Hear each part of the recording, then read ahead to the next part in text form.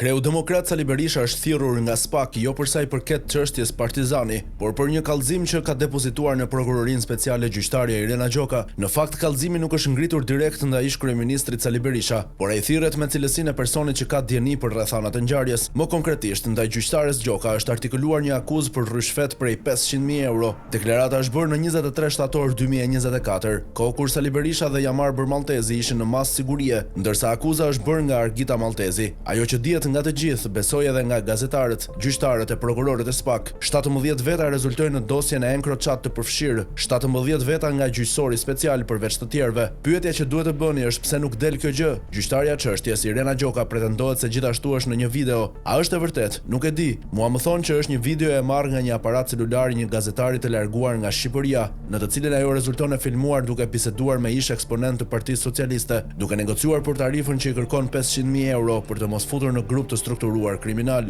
Duhet të na thotë SPAK nëse është e vërtet apo jo kjo. Ishte deklarata e vajzës së ish-kryeministrit Sali Berisha. Referuar kësaj deklarate, Gjoka i është drejtuar SPAK-ut, i cili ka nisur procedim penal 193/2024. Në kuadrin e hetimeve, SPAK ka vendosur që të thërrasë Sali Berishën si person në dieni, ndërsa prokurori i Prokurorisë Speciale është Elvin Gokaj. Berisha do të paraqitet përpara agentit të BKH-s Ardit Neli në orën 10:00 të së martës. Ndërkohë, në fletthirrje, paralajmërohet se nëse ai nuk do të paraqitet do të merret forcërisht. Ish-kryeministri ka artikuluar një seri akuzash në drejtim të Irena Gjokës. Këtë të fundit e ka akuzuar se ka falsifikuar dokumentet në procesin e vetting, duke fshehur edhe një dënim dhe dëbim nga Greqia. Madje Berisha ka paraqitur një seri dokumentesh që sipas tij provojnë deklaratat e tij lidhur me këtë akuzë ndaj Irena Gjokës. Ky e fundit i është shmangur replikave apo reagimeve publike dhe duket se ka zgjedhur që t'i drejtohet SPAK, jo për të paditur Berishën, por vajzën e tij. Vepra për të cilën Gjoka ka ngritur padin ka të bëjë me fyerjen ndaj gjyqtarit dhe dënohet nga gjob deri në 3 muaj burg. Ndërkohë, avokati i Sali Berishës, Gens Gjokutaj, ka njoftuar se kreu i Partisë Demokratike është thirrur për të dëshmuar në SPAK në lidhje me një kallëzim të gjyqtares së GKK-s Irena Gjoka.